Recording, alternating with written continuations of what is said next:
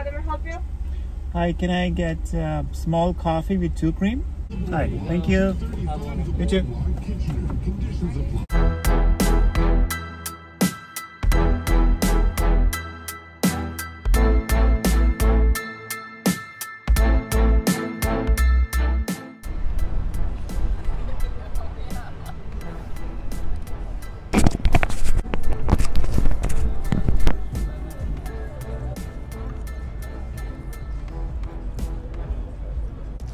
السلام علیکم and hello every one.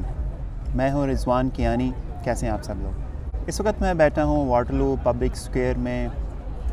بڑی اچھی جگہ ہے یہاں پہ، اسپیشلی سمر ٹائم میں تو یہاں پر بینچز ہیں، آپ بیٹھیں، کافی پئیں، ریسٹورینٹس بھی ہیں یہاں پہ، کھانا انجوائے کریں اور بیٹھ کے موسم کے مزے لیں. تو آج کے ولاگ میں ایک مزاحیہ تحریر ہے اور اسے میرے ساتھ شیئر کیا تھا عثمان نے.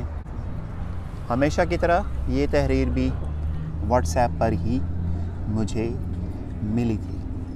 مشتاق یوسفی صاحب کا نام آپ نے شاید سنا ہوگا. ان کی بہت ہی مزاحیہ کالم ہوتے ہیں، بہت ہی مشہور ہیں. اگر آپ انٹرنیٹ پہ سرچ کریں مشتاق یوسفی کو تو آپ کو ان کی بے شمار ویڈیوز اور ان کی بکس آپ کو ملیں گی. ان کی ایک تحریر واقع ہی حسب حال ہے. ایک اسکول ٹیچر کا کہنا ہے کہ امتحانی مراکز میں میری ڈیوٹی لگی ہوئی تھی. میرے ایک دوست نے مجھے بتایا کہ اس کا بیٹا بھی اس سینٹر میں امتحان دے رہا ہے، اس کا خیال رکھنا. ایک دن موقع پا کر اس کے پاس گیا اور پوچھا، کوئی مسئلہ تو نہیں بیٹا؟ اس دن اسلامیات کا پرچہ تھا. اس نے ایک سوال دکھایا کہ کوئی سے 3 اولو العزم پیغمبروں کے نام لکھیے، اس کا جواب چاہیے. میں نے کوشش کی کہ کسی طرح رازداری سے اسے ایسے جواب لکھوا دوں کہ کسی کو پتہ نہ چل سکے اور کام بھی ہو جائے، ورنہ اچھی خاصی بدنامی ہو جانی تھی، اور وہ بھی اسلامیات میں. میں نے لڑکے سے کہا کہ جواب میں اپنے 3 ماموں کے نام لکھ دے، کیونکہ میں جانتا تھا کہ اس کے 3 ماموں جن کے نام ابراہیم، موسیٰ اور عیسیٰ ہیں.